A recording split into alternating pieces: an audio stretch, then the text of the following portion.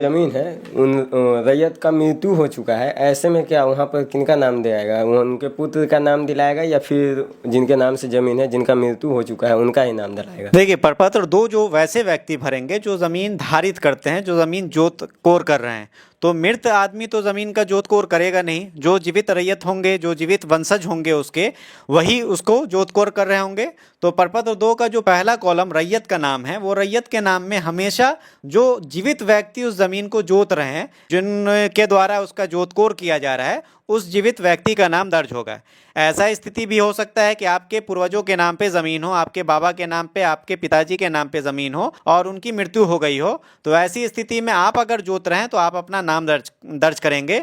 लेकिन अगर ऐसा कोई केवाला है जिसमें आपके पिताजी की ज़मीन है, पिताजी के नाम पे केवाला है और पिताजी ने बंटवारा करके मौखिक रूप से आपको दे दिया हो और अभी आप जोत कोर कर रहे हो, तो वैसी स्थिति में आपको अपना नाम नहीं दर्ज करना है। जिनका नाम पेपर पे दर्ज है और वो व्यक्ति जीवित हैं तो उनका नाम दर्ज किया जाएगा। उनके मृत्यु के उपरांत ही आपका वंशज होने के नाते आपका नाम दर्ज होगा। अन्यथा की स्थिति में अगर जिनका नाम पेपर पे है और वो जीवित हैं तो उनका नाम दर्ज किया जाएगा। सर, क्या वंशावली सबको देना जरूरी है? वंशावली जो है ये प्रूफ करने का एक तरीका है कि पेपर में जिनका नाम है वो आपके पूर्वज हैं। तो वैसा पेपर जो आपके पूर्वजों के नाम पे हो, चाहे वो खतियान हो या चाहे वो केवाला हो और उनकी मृत्यु हो गई हो, केवाला या खतियानधारी की मृत्यु हो गई हो और उनके वंशज के द्वारा अभी ज़मीन का जोत आबाद किया जा रहा हो, तो वैसी स्थिति में ही आपको वंशावली प्रस्तुत करना है।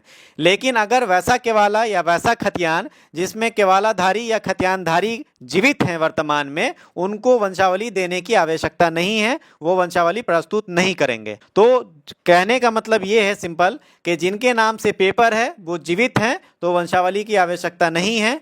जिनके नाम से पेपर है उनकी मृत्यु हो गई है और उनके वंशज के द्वारा जोत आबाद किया जा रहा है, तो वंशजों के द्वारा प्रमाणित करने हेतु वंशावली के को प्रस्तुत करना पड़ेगा, वो उपलब्ध करवाना पड़ेगा। सर, कोई जमीन हम खरीदे हैं जो मृतक के नाम से जमीन है, लेकिन उनके बेटा या पोता के द्वारा उस जमीन को बेचा गया है, और तो ऐसे में उस जमीन को सर्वे करवाने के लिए क्या हमें विक्रेता का भी वंशावली देना होगा? देखिए, किन्हीं के नाम पे खतियान है और खतियानधारी की मृत्यु हो गई है और उनके पूर्वजों, उनके वंशज के द्वारा कोई केवाला किया गया है, तो वैसी स्थिति में अगर मेरे पास उसका वंशावली आ जाता है, एक्चुअल में सर्वे का जो प्रावधान है उसमें यह है कि पूर्व का जो खतियान बना हुआ है उस खतियान के अनुसार हम लोग खाता वाइज वंशावली का निर्माण करते हैं। जो खतियान आपका पूर्व से निर्गत है, जो जैसे सीतामढ़ी की बात करते हैं तो सीतामढ़ी में रिविजनल सर्वे फाइनल हो चुका है, तो रिविजनल सर्वे का जो खतियान है उसके खतियान का जो खाता वाइज वंशावली हम लोगों को निर्माण करना है, वो वंशावली हम लोग अपने स्तर से भी निर्माण करते हैं और जो आप वंशावली प्रस्तुत करते हैं उसको भी प्रमाणित करके सत्यापित करके उसका कार्य किया जाता है। तो अगर मेरे पास वो वंशावली पहले से बना हुआ है, पहले से उपलब्ध है, तो आपको अलग से वंशावली प्रस्तुत करने की ज़रूरत नहीं है। हम उससे मिलान करके ये चेक कर लेंगे कि आपके जो केवाला के विक्रेता हैं वो खतियानी रैयत के वंशज हैं या नहीं है, तो ये चीज़ वहाँ से हम लोग चेक कर सकते हैं। लेकिन ऐसी स्थिति भी बनती है कि उस खाता क्या, उस रैयत का वंशावली हम लोगों के पास उपलब्ध नहीं हो पाता है किसी कारणवश, तो वैसी स्थिति में आपसे अगर उसका सत्यापन के क्रम में वंशावली का डिमांड किया जाता है, वंशावली की मांग की जाती है, तो आपको वंशावली उपलब्ध कराना पड़ेगा। अन्यथा की स्थिति में अगर हम लोग अपने स्तर से उसका जांच